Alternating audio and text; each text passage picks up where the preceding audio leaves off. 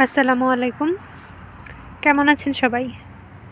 এখন কানাডায় সামার চলে এসেছে। এখন আর আগের মতো ঠান্ডা নাই, ঠান্ডা কমে গেছে।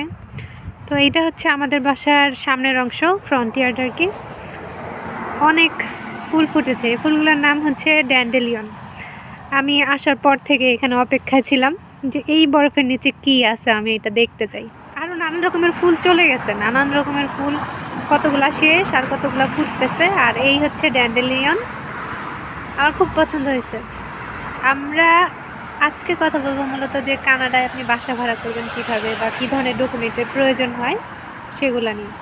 তো কয়েকটা প্ল্যাটফর্ম আছে, কিজিজি, মার্কেট প্লেস। তাছাড়া বাংলাদেশিরা যারা আছে এখানে, সেই সব বাংলাদেশিদের সাথে আপনি গ্রুপে অ্যাড হবেন। যেমন সেন্ট জোনসে বিডিএনএল নামে একটা গ্রুপ আছে।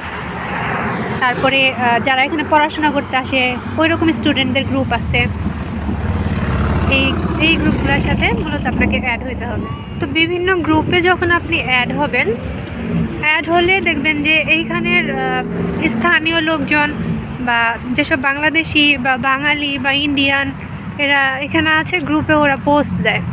পোস্ট দিলে সেখান থেকে আপনি কমিউনিকেট করতে পারবেন। তো বেশি আমার কাছে পার্সোনালি আমি হেল্প পেয়েছি আমার বাঙালি কমিউনিটির কাছ থেকে, বাংলাদেশি মানুষের কাছ থেকে বেশি। তো ওনারা যখন পোস্ট দিয়েছেন, আবার আমরা যখন গ্রুপে অ্যাড থাকতাম, পার্সোনালি ওনারা জানাইতেন যে ওনারা বাসা ছেড়ে দিচ্ছেন, আমরা ওটা নিতে চাই কি না। তো আমরা যেহেতু আমাদের নিজেদের জন্য বাসা খুঁজতেছিলাম, এইখানে ফ্যামিলি বাসা পাওয়াটা অনেক ডিফিকাল্ট এবং অনেক এক্সপেন্সিভ লাগছে আমার কাছে।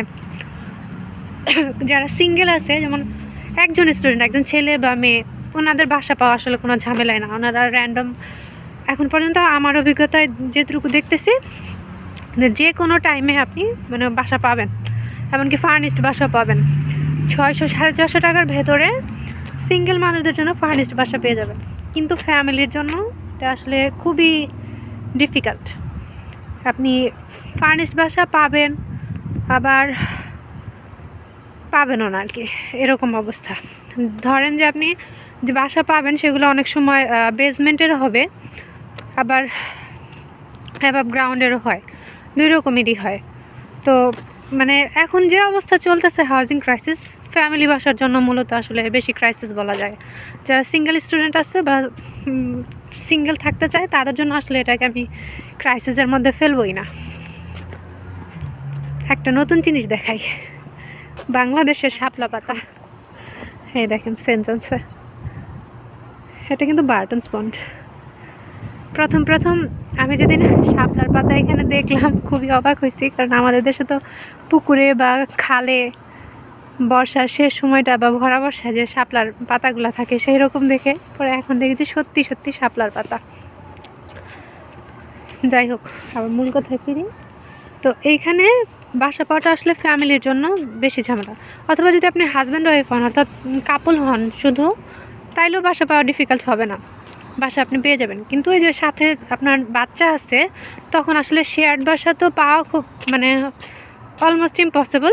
যদি দুই একটা পেয়েও যান, যেমন ধরেন যে দুই ফ্যামিলি মিলে একটা বড় বাসা নিলেন, তখন আর কি ভাগাভাগি করে থাকা। সো ওইটাও আসলে ডিফিকাল্ট এবং এরকম সবসময় পাওয়াও যায় না। আবার এখানে বাসা ভাড়া করতে কিছু ডকুমেন্টও লাগে, যেমন আপনার প্রুফ অফ ফান্ড লাগে। এখানে আপনি ওরা যখন স্ক্রিনিং করে, দেখে যে আপনি জব করেন কিনা, আপনার এমপ্লয়ারের কাছ থেকে ওরা আপনার সম্পর্কে তথ্য নেয় যে আপনি সত্যি এখানে জব করেন কিনা। আবার আপনার আগে যে বাসায় ছিলেন সেই ল্যান্ডলর্ডের কাছ থেকেও ওরা আপনার সম্পর্কে তথ্য নেয় যে আপনি প্রপার ওয়েতে ওনাদের সাথে লিজ টার্মিনেশন গিয়েছেন কিনা, বা আপনি অ্যাজ এ টেনান্ট কেমন ছিলেন, আপনার বিহেভিয়ার কেমন, এই জিনিসগুলো ওরা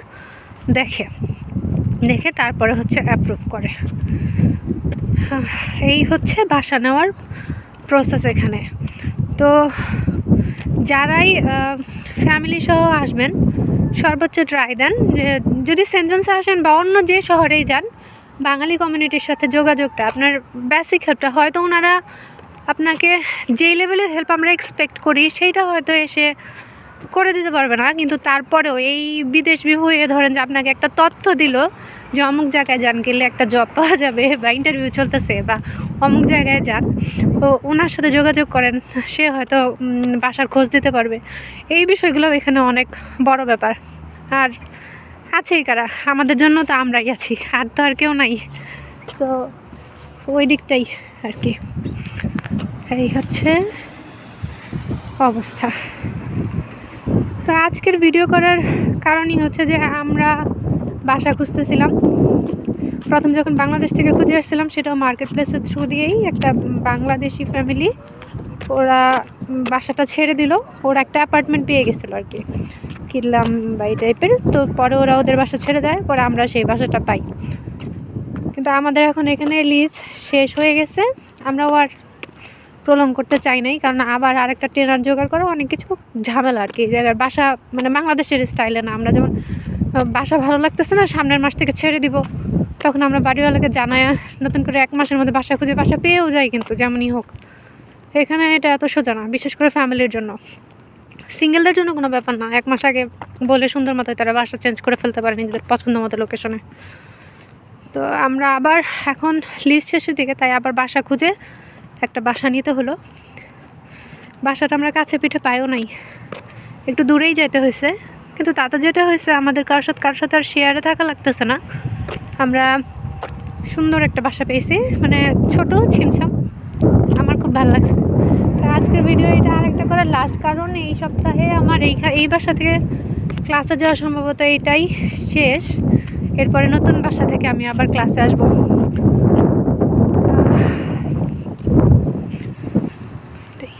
আর যারা বাচ্চা নিয়ে আসতেছেন, তাদের আর একটা জিনিস বলি, অ্যাজ সুন অ্যাজ পসিবল বাংলাদেশে থাকতেই চাইল্ড কেয়ারের জন্য অ্যাপ্লাই করেন, ঠিক আছে?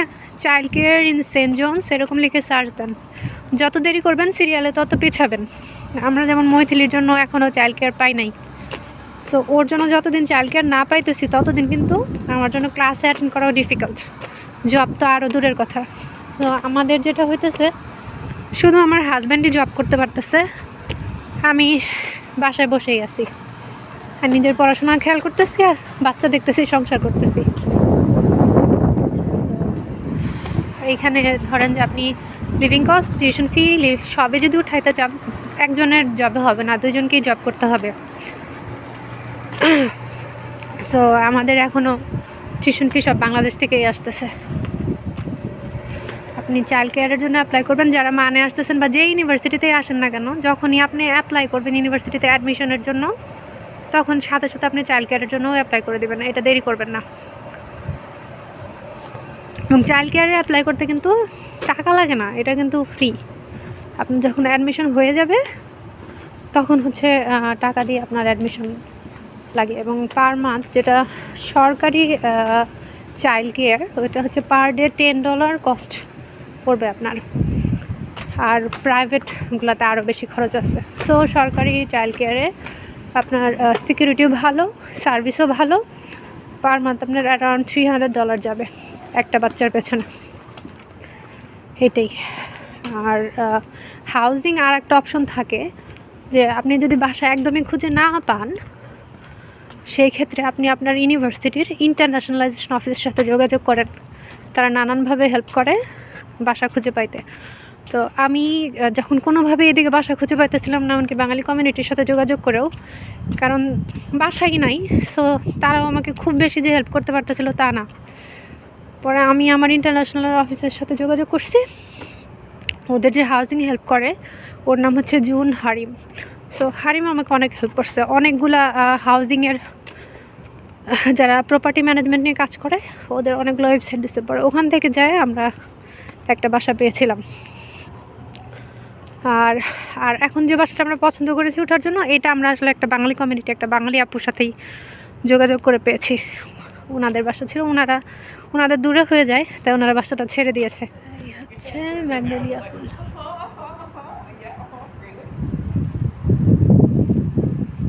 আমাদের এখন বাসা শিফটিংয়ের টাইম, তো আমরা এই সপ্তাহ খুব ব্যস্ত যাবে।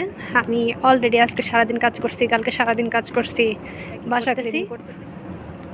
আই হোপ সামনের সপ্তাহে আমরা মুভ করে যাব নতুন বাসায়।